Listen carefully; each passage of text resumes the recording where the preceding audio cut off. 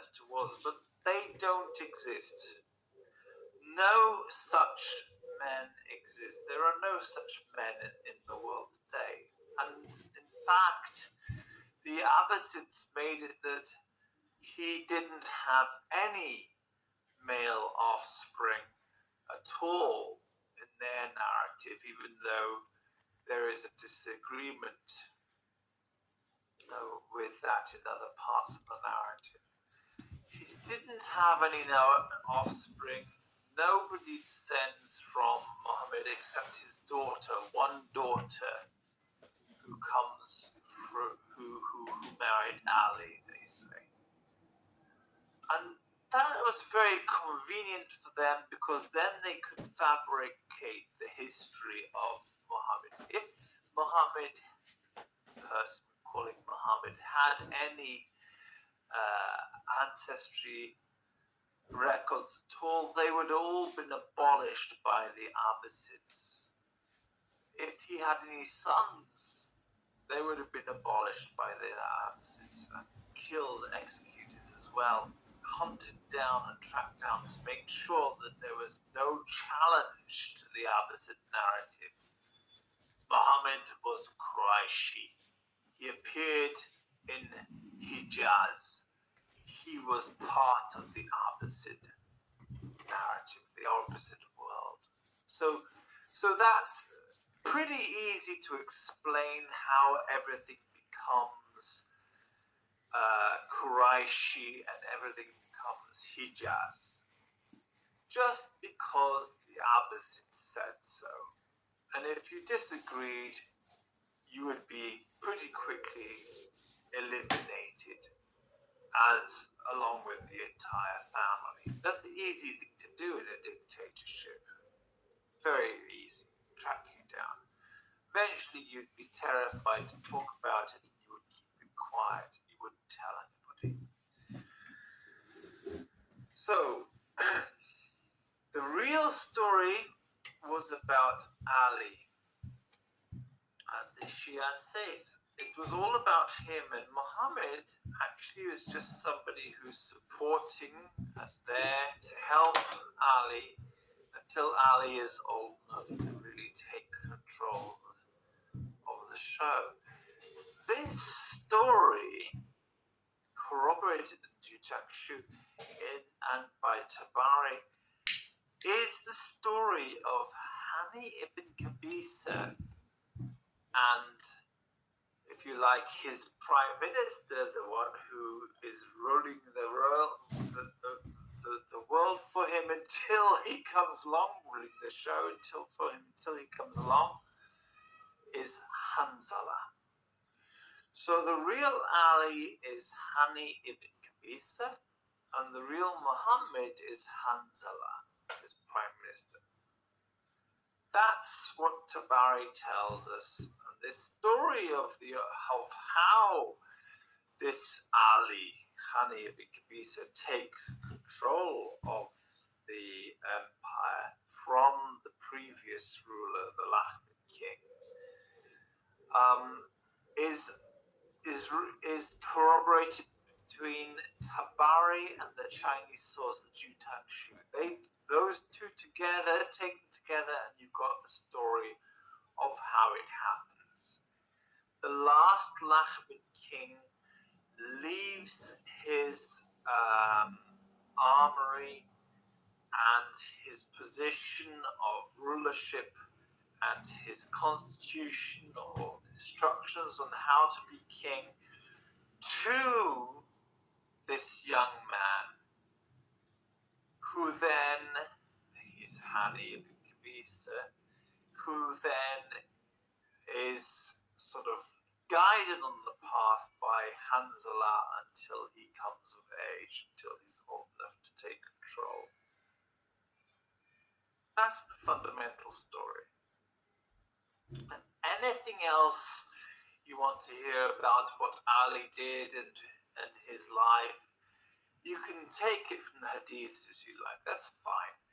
Anything else you want to hear about what Muhammad did in his life, you can take from the hadiths. That's fine. Just as long as you know it happened in Hira in South Iraq. not in Hira in Hijaz. Okay. If you should also know that it was the Abbasids who made it into Hira in Hijaz rather than Hira in South Iraq, and it was the Abbasids who made it into a Quraishi phenomenon rather than a more complex Arabic phenomenon. The language which we're talking about for these people in South Iraq is Judeo-Arabic. It's the Arabic of the Jews of that area. The religion that we're talking about is actually Noahide Judaism, specifically Messianic Noahide Judaism as promoted by this channel. It's the religion we promote in this channel. It's the original religion behind Christianity, and it's the original religion behind Islam. Noahide Judaism is also the original religion behind Judaism as we understand it today, and many other religions too, perhaps even with elements in Hinduism and Persian religion too. So that's why you'll find some corroboration sometimes between Islamic sources and Zoroastrian sources or even Hindu sources, because we're talking about the Noahide Judaism, which was the origin of all of these religions, which is the fundamental common ground between all of these things. All right. So the language, as I said, is a Judeo-Arabic dialect. Now, the Abbasids have a serious problem here because their dialect is Quraishi Arabic, and the Quran simply is not written in Quraishi Arabic. No matter how much they try to say it is in the narrative, the simple fact of the matter is when you study the Quranic language, you realize this is not plain, simple Arabic according to the Quraishi dialect. This is why Gabriel Reynolds is so important in this, because you will see that there's a ton of Aramaic, Syriac, Hebrew, and other words inside of this dialect used in the Quran. This is not standard Quraishi Arabic. What it is, very simply, is standard, plain and simple Judeo-Arabic, or Arabi, Lisan Arabi Mubin, intelligible Arabic language. That's what it means. Intelligible Arabic language. Intelligible for who? Intelligible for Judeo-Christian community. A Judeo-Christian community using lots of Semitic terms from Babylonian Aramaic and Palestinian Syriac and Greek terms, Greek Christian terms, and Hebrew and various other terms in their dialect, will find the language of the Quran nice and clear and easy and intelligible to understand. But if you don't have that milieu, if you don't have that mixture of exposures, if you're not exposed to the Jerusalem Talmud's Syriac, the Babylonian Talmud's Aramaic, if you're not exposed to the New Testament Koine Greek, if you're not exposed to the Old Testament Hebrew, if you're not exposed to all these different languages and concepts, you're not going to understand everything which is written in the Quran, because it is written in this language, this Judeo-Arabic language. And so if you are from that group of people, then it will be Lisan Arabi Mubin, which is intelligible Arabic language. However, if you're a Quraishi, it's not going to be very intelligible. It's not going to be very easy to understand at all. And that's why there is so much work, so much effort, so many grammars, so much academic effort dedicated to trying to explain the Quran inside of the Quraishi dialect and all the obscure, weird rules that they invent to try and make the Quran make sense in Quraishi Arabic. The reason is because it is not Quraishi Arabic. Plain and simple, it's not Quraishi Arabic. That's why they've dedicated so much effort to try and make it make sense in Quraishi, because it's not. But if it is Judeo-Arabic, it's plain and simple and easy to read, and by the way, its meaning is extremely different from certain things that you've been told. For example, one of the phrases it uses in the Quran is, it says that Inna yakun lahu walid. Inna yakun lahu walid. Indeed, he has a son. Indeed, Allah has a son. It says this in the Quran. But in Quraishi Arabic, when you say Inna yakun lahu walid, which means indeed, certainly, verily, because, therefore, he has a son, in Quraishi Arabic, it means the exact opposite. It means, he doesn't have a son. Why? Well, because the grammarian rule books of Quraishi interpretation of the Quran say that that means the opposite of what it literally says. There is no other reason why we translate that verse as God does not have a son, except that because the Quraishi grammars tell us that that's what it means. There's no other reason that we translate it like that. Only because the Quraishi grammars tell us that. In plain, simple understanding of modern Arabic language, every dialect of Arabic in the world today, it still means he has a son. But it means that he doesn't have a son. Why? Because that's what the imams tell us. That's what it actually means. That's what this particular phrase means in this particular case.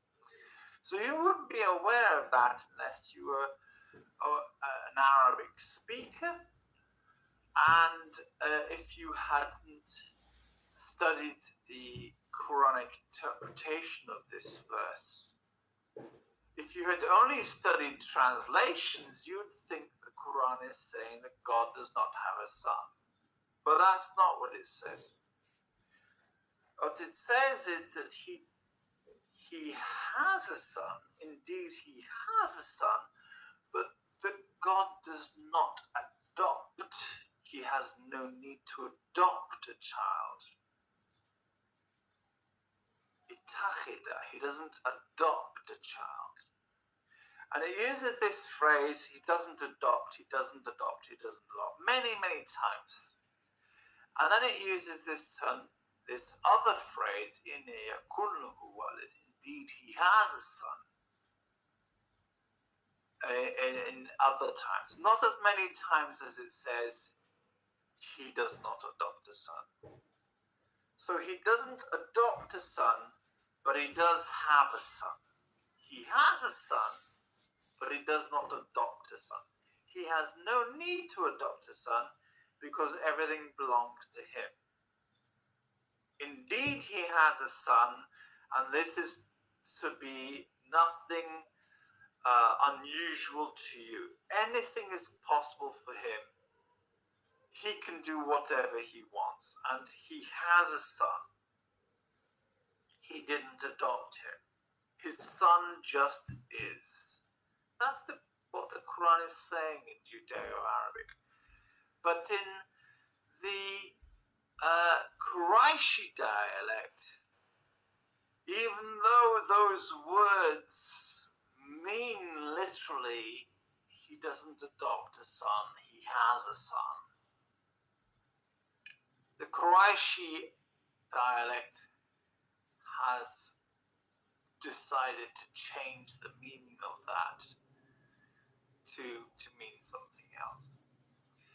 And I think this is really more of a doctrinal issue and a matter of interpretation, tafsir, rather than it is of linguistic matter, because I have yet to meet an Arab who does not agree that inna yakun lahu walid literally means indeed he has a son. But they all know that even though that's what it literally means, it's not meant to be taken literally. It's meant to be taken as glorify him beyond the fact that he has a son, for example. But even though it doesn't actually say that. Subhanahu inna yakun lahu walid. It actually means glorify him, indeed he has a son. So, well, yeah, it literally says glorify him, God be praised because he has a son. But it doesn't mean that, because the Quraysh interpretations are different. So Gabriel Reynolds is really important in understanding that the Arabic of the Quran is simply not Qurayshi. It's a mixed dialect with Aramaic, Syriac, and different types of words there. That's really important.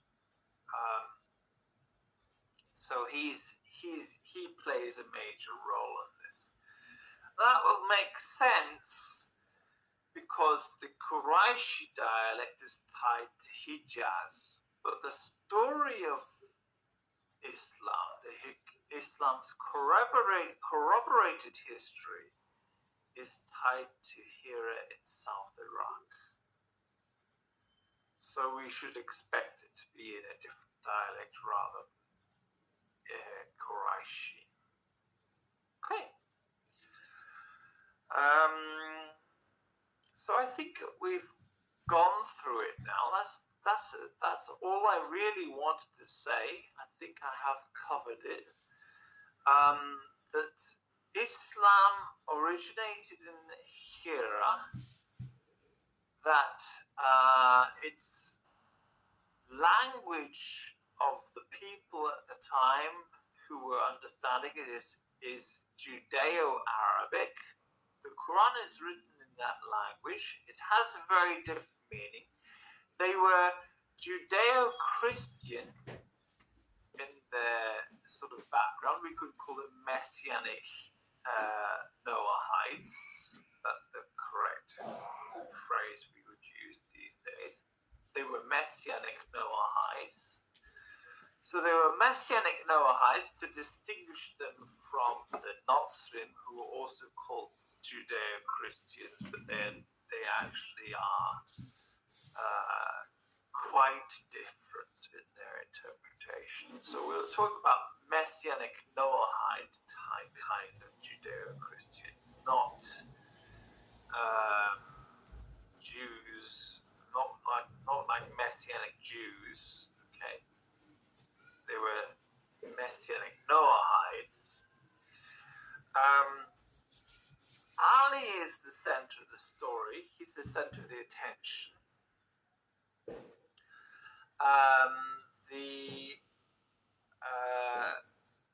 The Hanzalah who is the Muhammed, is the supporter. He plays a supporting role until Ali is old enough.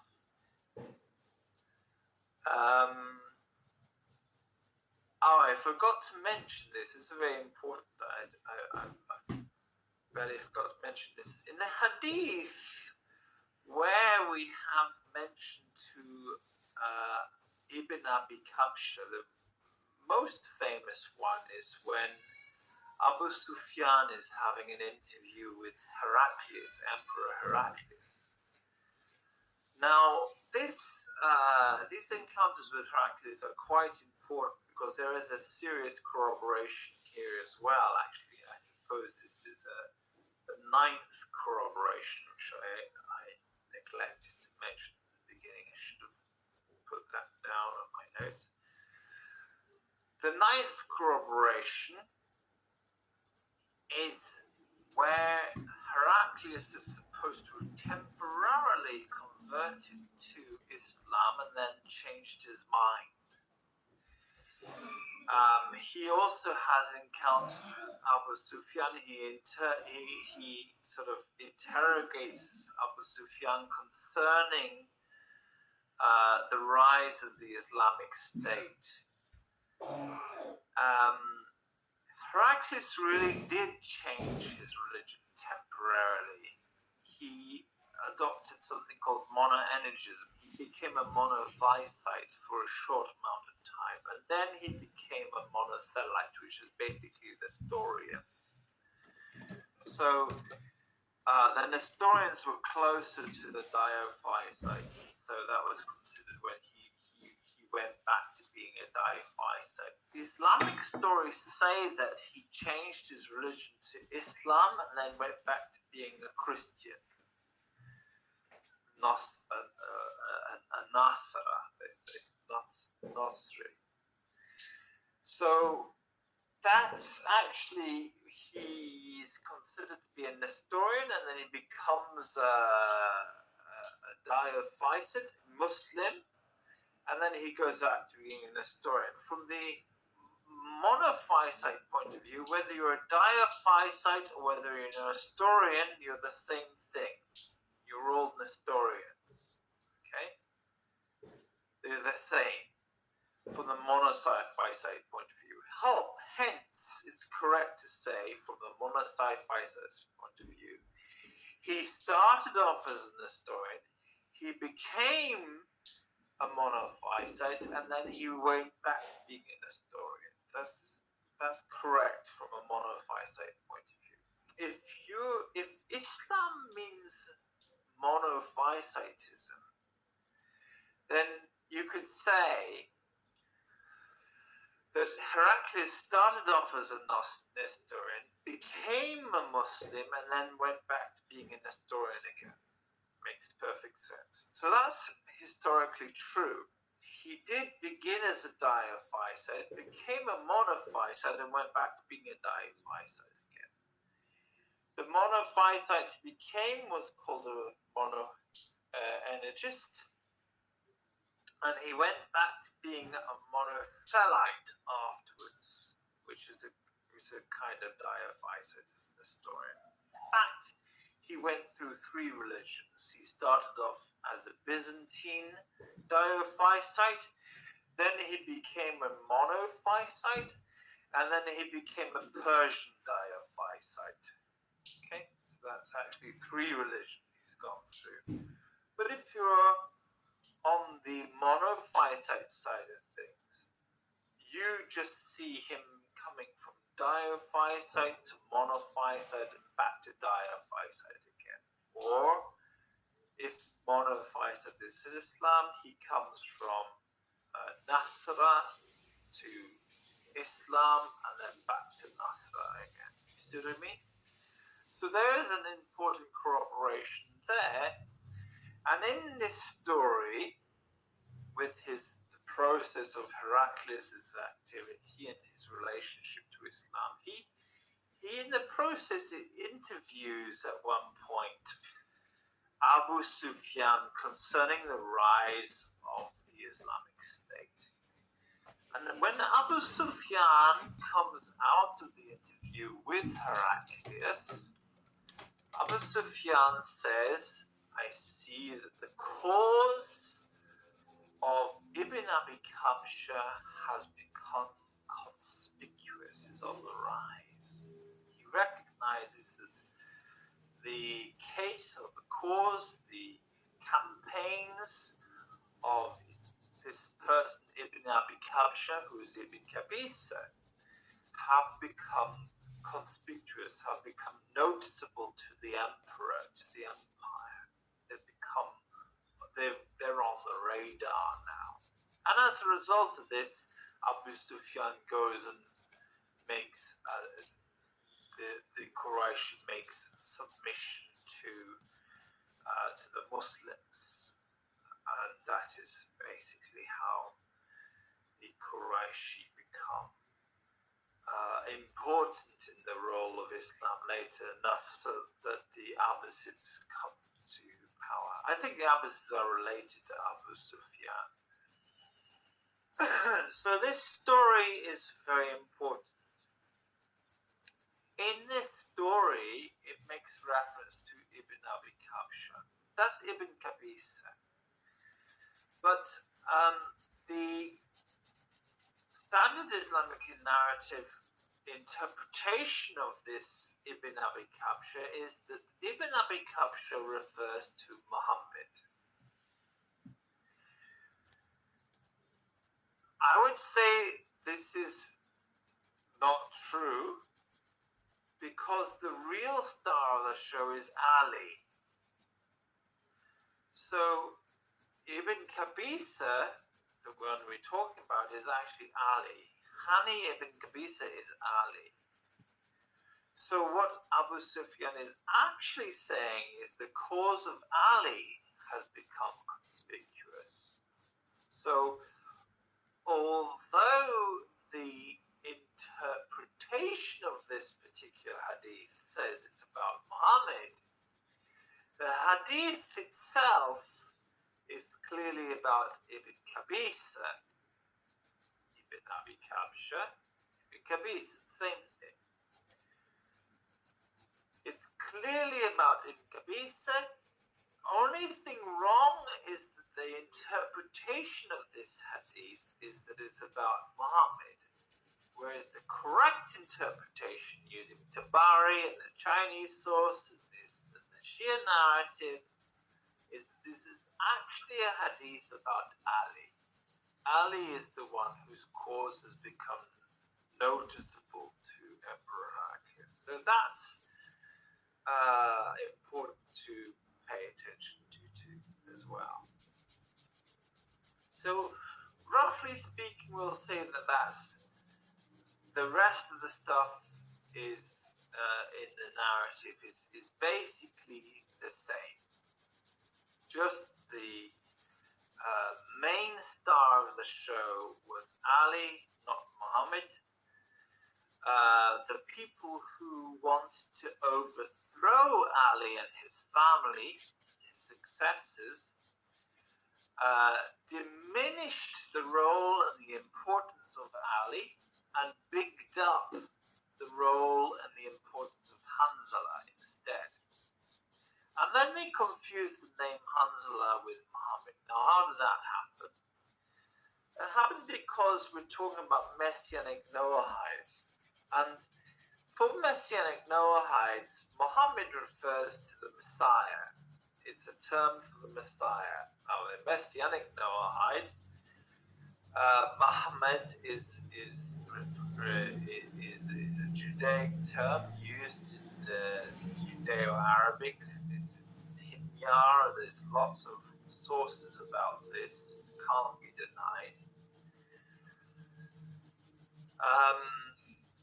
There are inscriptions about the existence of Muhammad in reference to this angelic Messiah type figure among and its importance for the Jews hundreds of years before Islam came about. So this is indisputable. But for Messianic Noahites, Muhammad, therefore, this Judaic term, Judeo-Arabic term, refers to Jesus of Nazareth. Jesus of Nazareth is Muhammad. But for non-Judeo-Arabic speakers, for non-Messianic Noahites, for regular Christians, the term Muhammad in reference to Jesus is unknown. It's completely unknown. And if you are making mainly converts from amongst Diophysite Christians, Nestorians and Byzantine Christians to your religion, as the Abbasid Empire did, they forced everybody to join the Abbasid religion. And the Christians are not aware who this Muhammad is. They can be asking you, who is Muhammad? You having, of course, eliminated Ali and his supporters of the Messianic Noahites, who are the foundation of this, you've eliminated them, you've taken their Quran, and you're giving it a Qurayshi interpretation. You're going to have to explain to the Christians who Muhammad is, but you can't consult the Messianic Noahites. You can't consult Ali's family because they're all gone. So you're just going to have to say, make up an answer, which is convincing. The Christians don't recognize it, so clearly Muhammad can't be Jesus. So who is Muhammad then? This important person in the Quran? Well, you just make up the answer. It's your main character, the one